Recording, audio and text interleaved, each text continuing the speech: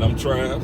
And this is Fake Rich and Tired. And we promised you all a Q&A video. You all have sent us some questions just about... Pretty good questions, too. Some good questions about marriage and money and mindset and all that stuff wrapped up. So we narrowed down the questions because we got some different ones. We try to put them together. So we are going to go through and answer your questions. We are road tripping on our way back to our new home, and we figured it would be a good time to answer some questions. So I'll be as safe as I can driving while we're doing the recording. So hubby is going to narrate the video mostly. So the first question was basically where are we on our debt journey, our journey in becoming debt free. So we are moving, which is a pretty big move from Chicago to South Carolina. So the budget that my wife has posted and all of that good stuff, like a lot of that is now, it has to be restructured. But we are still on our journey. We're actually doing fairly well. Credit scores have risen. A lot of debt paid off. Thanks in part to different reasons, but we were able to get a lot of stuff cleared up. So so we're doing well on a debt-free journey. We will post some more videos specific to that coming soon, but just to narrow that down, we are still working on it, and that will still be a highlight of our page. So keep following us with that. Like you said, we've gotten some stuff paid off. We posted some stuff on Instagram. We got a couple personal loans paid off in the past couple weeks. So we are doing well. So that's an update on our debt journey. So another question was, how do we balance work, our kids, and life in general? Like, as a married couple, how do we balance it? So, you want to start? Sure, I can start. Being a wife, so I'm not like the normal like housewife, so I'll start with that. Like my husband does the cooking. I don't typically cook dinner and stuff like that. I am a working wife and mother, so I really just have to find time to do a lot of things. And to be honest, when you have all those different things going on, being a wife, being a mom, and working on being an entrepreneur, everything is not going to get 100% of your time all the time. And so I think having an understanding partner and an understanding family is very important with that. So, I mean, we just talk about it a lot. And does it always go over well? No. Sometimes it's, tough to say, well, I have to work late this week so we can keep up with the budget, or can you be the one to take the kids to their sports this week because I have this to do with my organization or whatever it is that I'm doing. So it takes a lot of communication, and sometimes, I won't say things have to be put on the back burner, but sometimes your priorities have to change with whatever it is that you're working on at the time. So that's... Yeah, I agree. I mean, for me, communication is huge, and being able to prioritize everything. I'm fortunate that I don't have a super needy wife, so I can focus on a lot of the other things, like making sure dinner is cooked, making sure my girls have done their homework, or whatever it is that's school related, whether I got to go out and buy stuff for projects or anything like that. Like, that's all a part of that communication. If Chris is out, I hit her up, this is what's needed, or vice versa. But I think the biggest thing is communication, understanding where we are in our plan as a family, as well as everything that our kids have that may arise. So once we understand all of that, then we kind of self-check. We know everything that needs to be done, and it's a matter of communicating whether or not it's been done or partially done or whatever the case might be. So we just communicate that way and kind of make things happen. We always make sure to check and check in on each other to say, you know what, you've been going hard all day. Like, take a break. So we kind of do that for each other. So that helps out a lot. If I'm coming home from a 12, 13-hour day at work, Chris already knows, like, the chances of me putting up all the lights in the house and this is that and the other, like, that's slim next to none. So she makes sure to choose a time where it's prime for me to be able to get these tasks done, and vice versa. And that might not happen all the time, because sometimes I might be like, these lights have to go up tonight, and you knew they had to go up tonight. Yeah. And there's where that communication and that balance has to come in. It's not going to always be perfect. And we're going to talk about some of that later. Yeah. It's not going to always be perfect.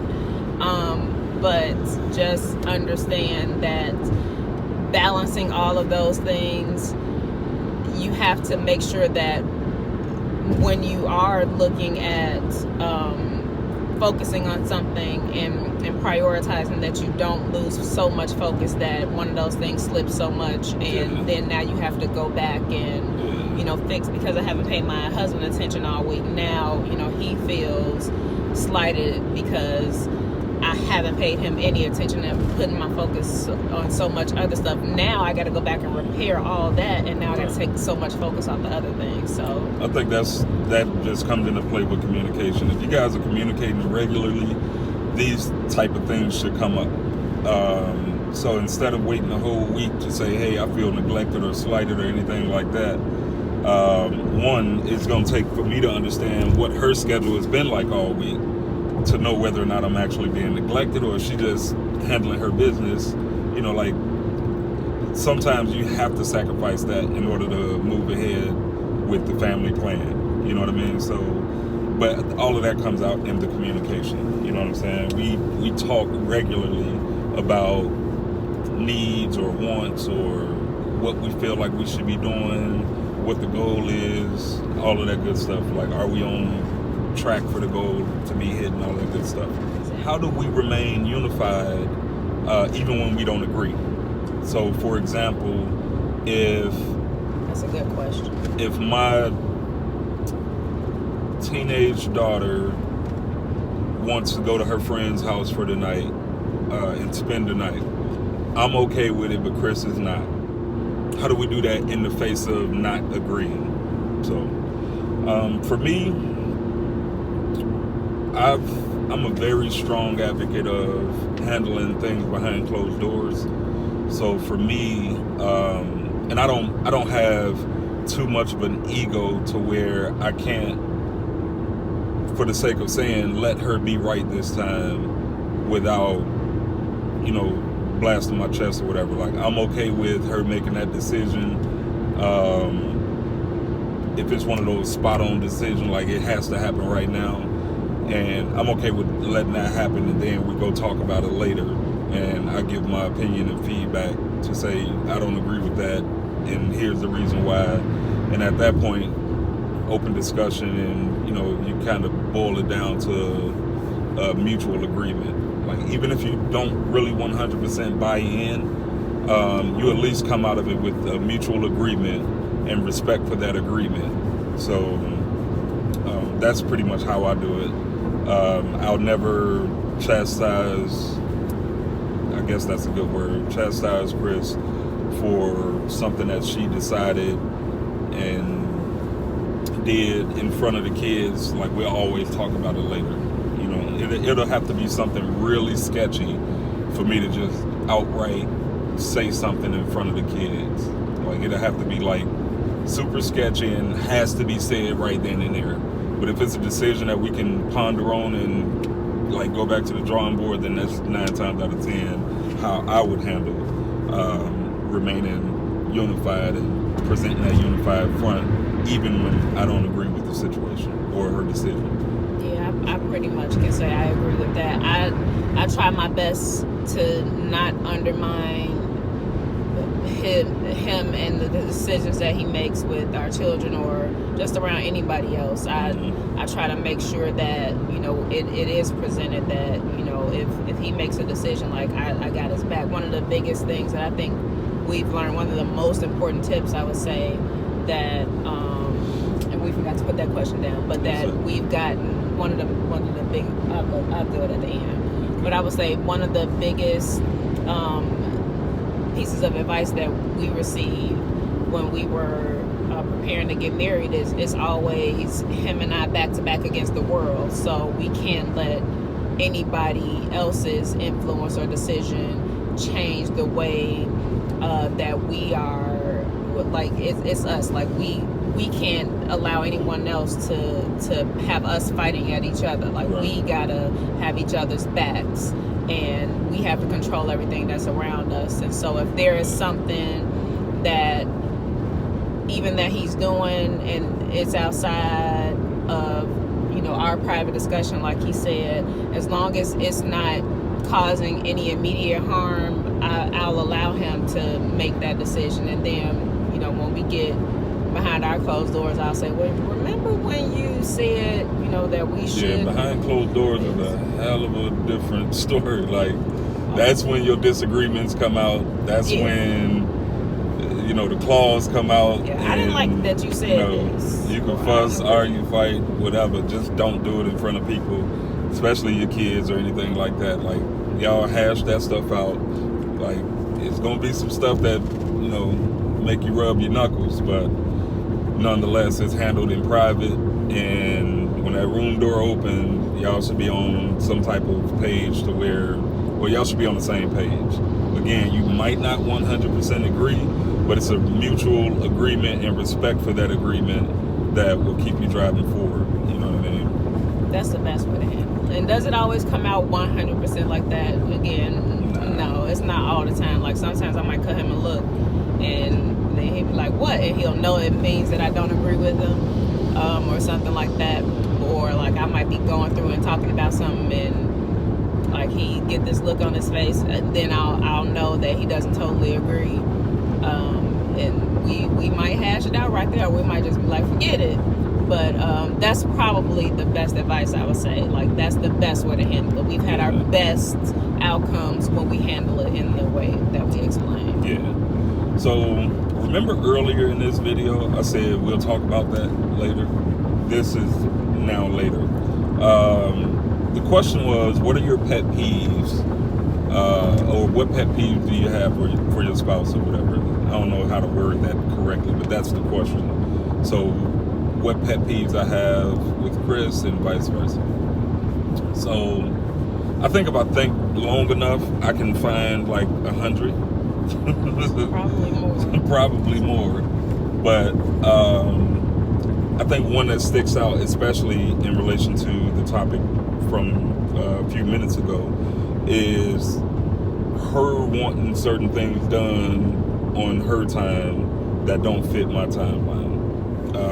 So we use an example of the lights or whatever, and I said I'm working 13 hours and I come home and she'll want me to put the lights up. For me, that ain't in my timeline.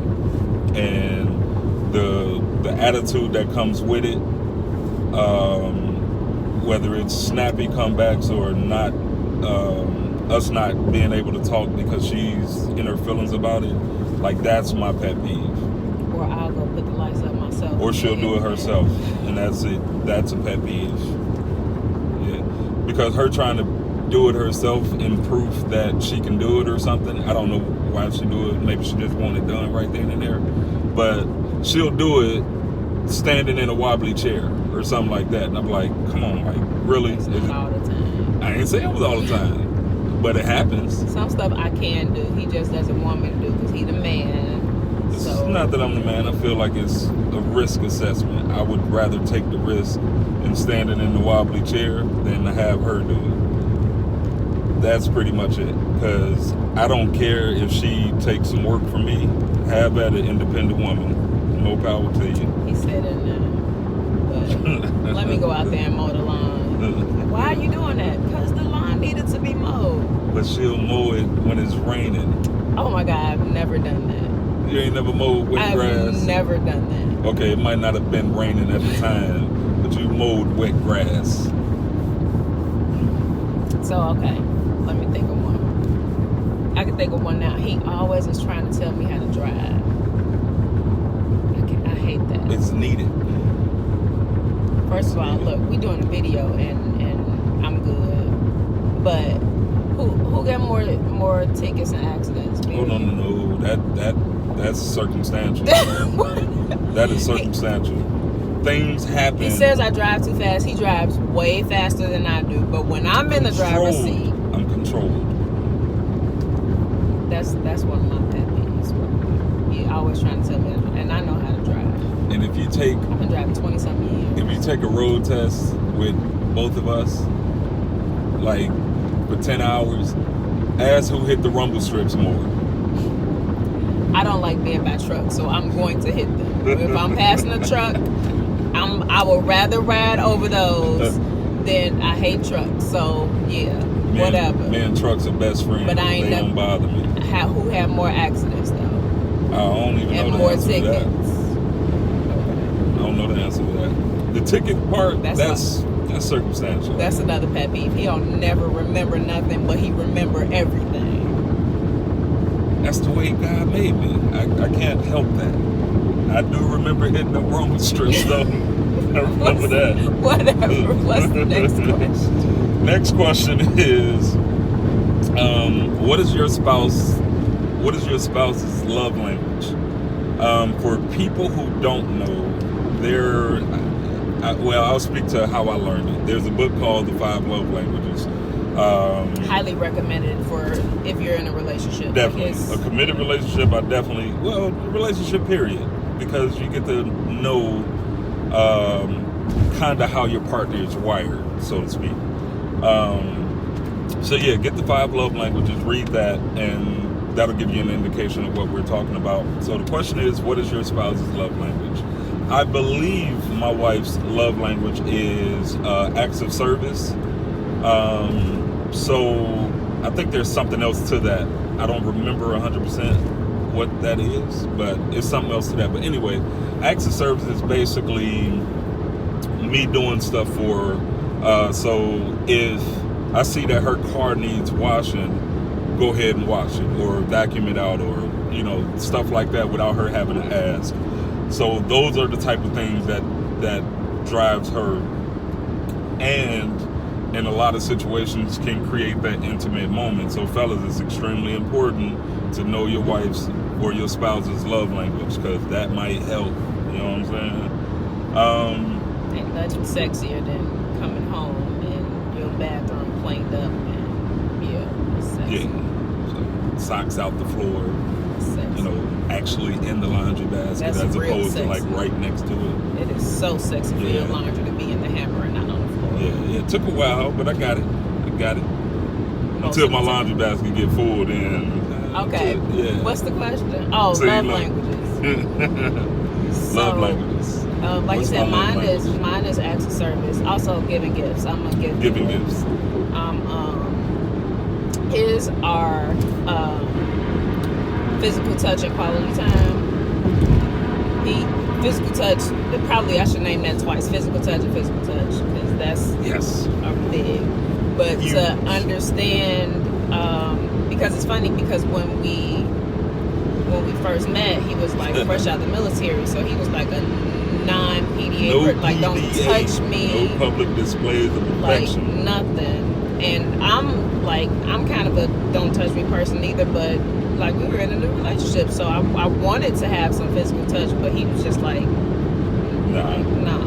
But now, we can do it in the house. Now I be like trying to run from him in public. Like he always wants everywhere he got to touch. So physical touch is really, really important for him. Yeah. What I had to learn about the love languages though is, so you have to know your own, and you have to know what your mate's love language is, and then how to communicate to them. Because mine, like, I like acts of service, and I like giving gifts. Like I like doing those things, but I also like receiving them. And sometimes when you're communicating your own love language, like I feel like if I go and pick his clothes up off the floor, or if I go wipe down his car and wash his car, like he should feel like that's sexy. But because that's not his love language, right, like it's just like, oh, she cleaned out the car. Like, that's Right. cool. Like, thanks, But it's not Come his touch love me. language. Come touch me. right. Or come over here so I can touch you. Right. And spend some time with me. Yeah. So just understanding that your love language, even though that's what you love and how you love to communicate and love to be communicated to, understand that it might not come off the same way to your partner. So that's one of the biggest things that I have learned. That's why it's huge to know, because for a long time, before we read the book, for a long time, when I would make advances and try to touch her and all of that stuff, like, I get shot down, and I took it personal, like you rejecting my love. You know what I'm saying? Because that, for me, is how I like to express my feelings for her. You know what I'm saying? So whether it's holding her hand, grabbing her butt, whatever it is, like that's my way of showing my emotions and feelings. So for me, I felt rejected when, had I known her love language and actually like followed through and all of that, like, I could still show that same affection, but the way she receives it best is if she came in and the room was clean and the incense was lit, bed was made up, stuff like that. So I can still do an effective job of showing my love for her, but it'll be in the language that she speaks best versus the language that I speak best. So that's one of the reasons why it's important to know your spouse's love language, is you're able to communicate more effectively in ways that she can receive it or he can receive it. So. Yeah, and the last thing I'll say about love languages is another example for me is I'm a gift giver. So if we're having a conversation and he says something like, "Oh, my feet are really sore," or something like that, like while I'm out shopping, I might buy him a gift certificate to get or a foot spa, or to get a foot massage or something like that. But that's because I like to give gifts. Like that's the way I communicate it. Like he might be like, "Rubbies, you come touch my feet." Right. But I got like 3 different foot massager thingies. Yeah. But just understanding that just because that's your love language and how you communicate doesn't mean that they'll receive it the same way. Not saying that he won't like the gift, but because that's not necessarily his love language, that might not be the thing that gets him the same excitement. Right. So next question we have. Do sex life change after marriage, and what do you expect? Does your sex life? Yes, it changes after marriage. I don't know if it's after marriage or after kids or just over time. I think it's all of the above, but yes, it does. Yes, it does. My expectation after marriage was whenever I wanted. That was my expectation. Reality set in, and it's not whenever I want it. Some of that plays a part into the love language. Like, if her brain is not there to like in go mode, then just because you say, "Hey, I'm the husband, I'm supposed to get it all the time," don't mean it's gonna happen. Because her brain it's not even there. She focused on 100 other things. A clean room being one of them.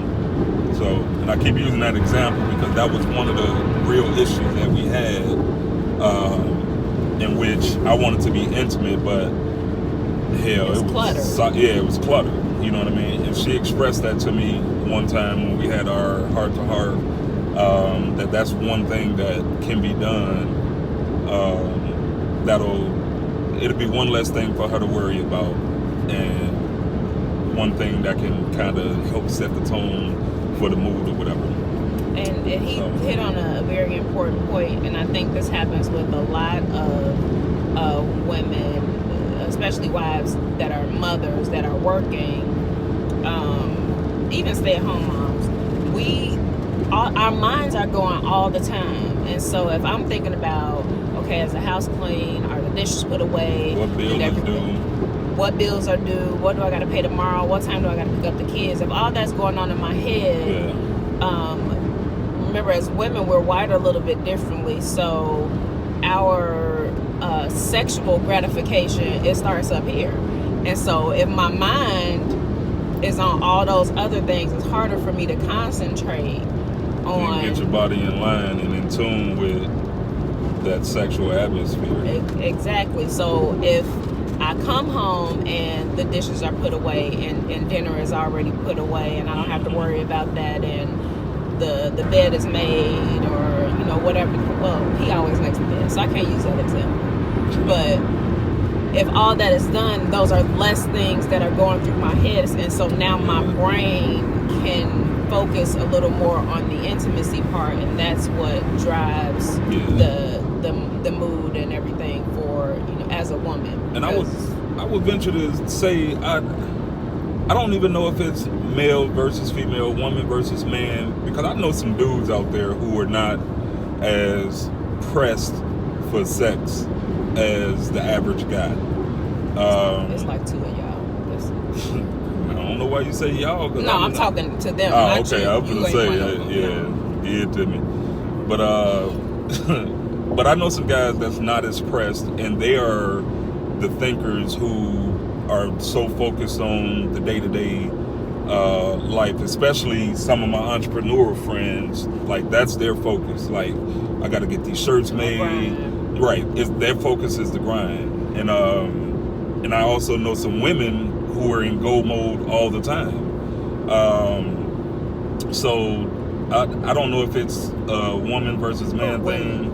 Huh? What women you know go in mode all the time? In go mode. Yeah. It's called in go mode. Hell, you know that. Hell, you know them too. Social media is a motherfucker. You learn a lot about a person. My social media timelines are holy. You don't see those things. Yeah, mine too. Black men don't cheat. I'm gonna tag him in this video. You know what I'm saying? Always posting that. Black men don't cheat. But anyway, speaking of, that's a good segue. What? Black men next don't question. Cheat. What's the next question? I think it's the next question. Is it practical to be monogamous in today's society? Good segue. Great segue. Glad you caught it. Even though you cut me off on my last point. I'm sorry. But I think I made enough of that point. So I'm okay with moving on. Okay. So, is it practical to be monogamous in today's society? In my opinion, yes. It is still practical to be monogamous in today's society. As old as biblical days, there's been a conflict with whether or not people should be monogamous. I mean, hell, it's one of the commandments, you know what I'm saying? Like, to not cheat, basically. So, I think it's always been a struggle. I don't think this society is any different or... Instagram and Snapchat. Yeah. So that's the thing, like, me looking at Instagram models, is that like not monogamous? I don't know. But that's how you get it started. I mean, that's probably a whole nother question. Like, what? How do you define cheating? The gateway drug, like weed. No, I'm not even saying that. But yes, like that's how it gets started. You scrolling through Instagram and it's some booty cheeks right there. Likes. And then you like it, and then they DM you like, oh, I see you like them cheeks, and then that's like what you was thinking. I don't know what they say. I don't get DMs, so I don't know. I don't get DMs either, surprisingly. I don't get DMs. It seems like that's what they would say. Seems like it. But anyway, so that's the question. And I actually want y'all's opinion on that too. Is it practical to be monogamous in today's time or in today's society? I feel like it is. I feel like it's very practical. I feel like it's extremely doable. Is there a lot of temptation out there? Yeah, but I mean, it's no different than half the other different temptations out there. And the one thing I learned a long time ago, temptation is only temptation when you lust after that. If you're closed off to the idea of cheating or whatever, like if you're closed off to that, then you good. Like it's no different than a non-drinker being at a party full of booze or liquor. Like it's not their temptation. So Like, you can have as much of it around as possible. Versus a reformed alcoholic, yeah, that might be temptation because that was once his lust or whatever. So, and it still might be, he just fighting through it or whatever. So I think if you don't have that in you, then I think you're good. And I think it's safe to say that monogamy has a very important place in today's society. So that's my take on it. What's your thought? I agree. I think one of the things that I hear most often, and most of the time, is from people who are not married and who feel like they are like very much so against the idea of marriage, is that it's hard to imagine being with one person for the rest of your life. And I'm like, why? Like, why is it so different, than, like, what makes it so much different that you would have to be with different people? They might not be ready to let them options go yet. I mean, I get that, but like, options for what? Like, it depends on what you're looking for, but like, sexually, like, it shouldn't be anything. I feel like even though you're with one partner, there's a lot you can do with one partner, even being with them for so many years. But yeah, I think that is possible. I don't think that it's not something that is or something that is not sustainable in today's society, like a lot of people would say, especially people in our age group who still have not committed or still are not married, who are still what is the word I'm looking for? Technically single. Like, we got people who are not married, but they're supposed to be in a monogamous relationship. Notice I said supposed to be. But they think differently, and they don't feel like they want to settle down with one person. But I think that is something that is sustainable. Like you said, temptation is out there. It just depends on what you're focused on and what your focus is on and what you can be tempted by, and what you see and what your eyes are open to at that moment in time. Like, people made fun of Aisha Curry wanting more attention. I think that she actually gets the attention. I think she's just not paying attention to it because that's not what she wants. I think if her and Steph broke up, she'll realize that it was tons of dudes that shot, but she just never paid attention to that because that's not what she's focused on. So I do think that it's sustainable. And again, all of these are our opinions.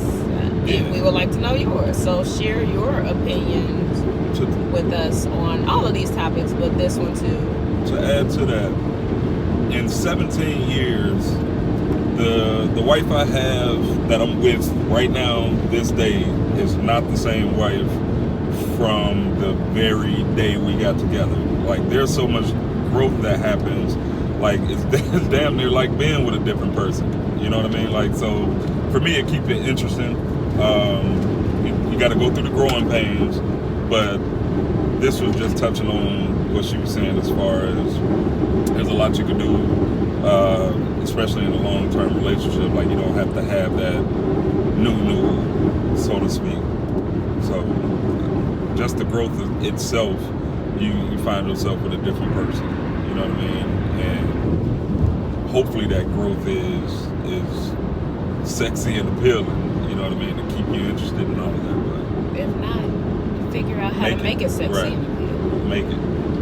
Like, there shouldn't be anything that you can tell some other man or woman that your husband or wife shouldn't be able to say or do. And you all have to discuss what you're comfortable with. And if there's something that you just absolutely have to have that your spouse is not comfortable with, then y'all have to have a different discussion. Figure that out. What's the biggest advice that you have received or that you would give someone who is married or looking to get married and wants to have a healthy marriage? What's some of the most important advice that you've got?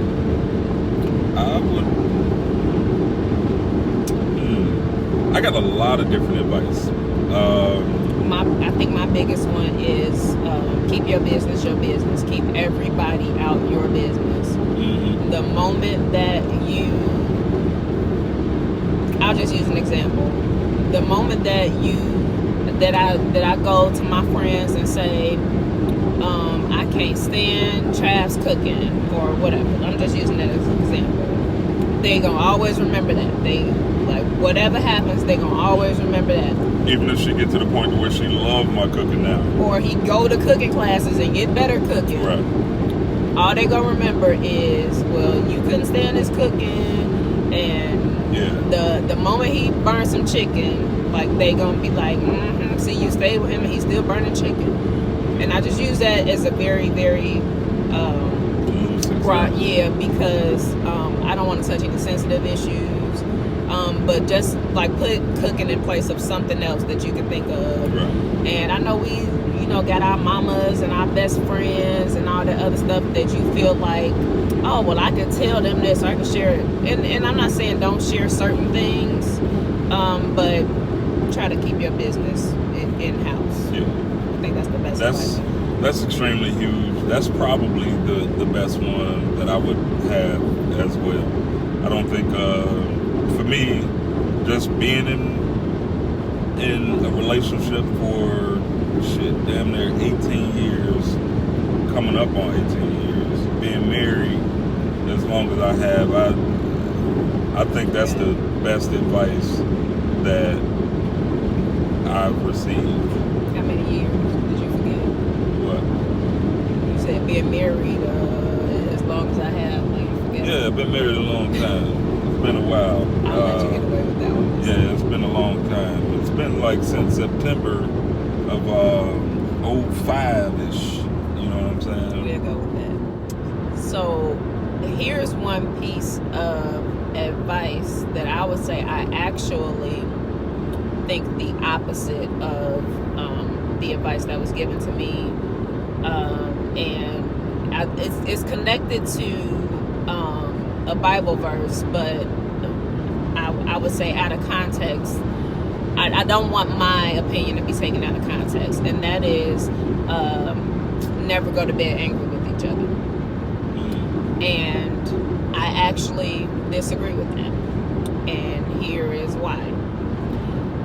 Not saying go to bed angry, but sometimes when you're going through a situation and you're having issues, you can't resolve it right then and there. And if you try to sit up all night and argue through it, and you are not going to get any resolution because you're pissed, he's pissed. Y'all not in that healing space.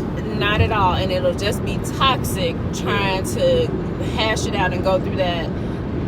I have found that we have had much better makeups when it's like, leave me alone, let me go on about my business, we'll talk about this later. And not saying that you should just avoid it, but sometimes right now is not the time, because if you're not in the right space to have that discussion, you're just going to make things worse. You're going to say hurtful things.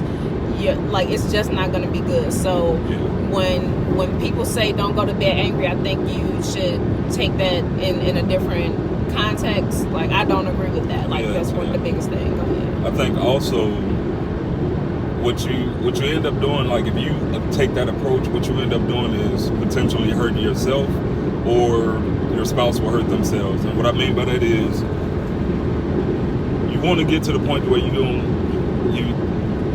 not angry and you can go to bed and y'all not angry at each other, but you'll end up making promises to yourself or accepting some stuff that you really don't want to accept. So you'll end up taking that approach, you'll end up doing that, and it can be all type of toxic later because of what you agreed to, or because of a promise that you made that you really wasn't feeling at the time, but you did it for the sake of keeping peace so y'all can go to bed on one accord, but you're not really on one accord in some of those cases. So that's one of the dangers of taking that approach. If it works for some, that's great.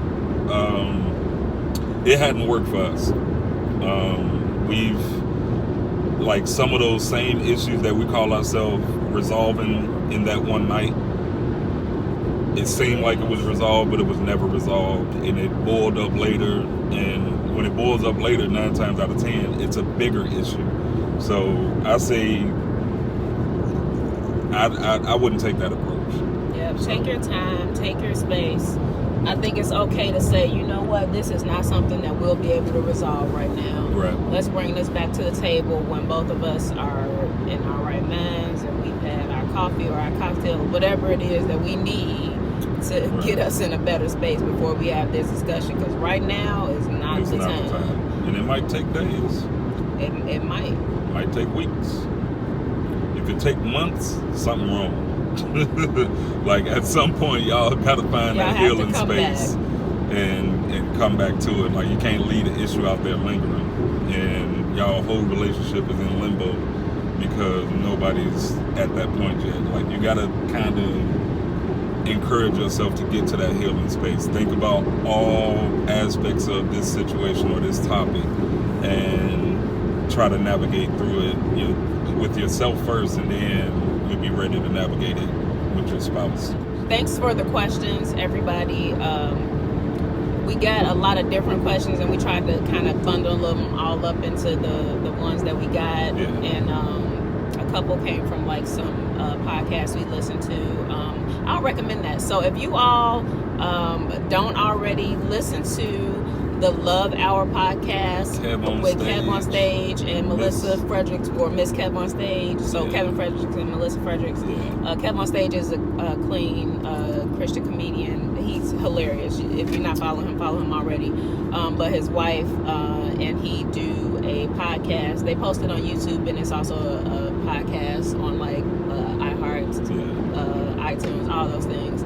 So listen to them. They give some great information in there. Kind of like us, they are transparent and just talking about relationships and marriages and the stuff that they have experienced. Like they say, we'll let you all know we are not licensed. We are not giving advice. We're giving you our opinions from our experience, and it might work for you and it might not. Right. Hell, all the time it don't work for us. Like we are working on this thing together as well, and we're growing in this thing too. Right. And so don't come back talking about you suing us because we told y'all not to go to bed angry. You ain't getting like I tried to settle it a couple days later because I wasn't ready to talk about it, and she left me. Hey, that's on you, player.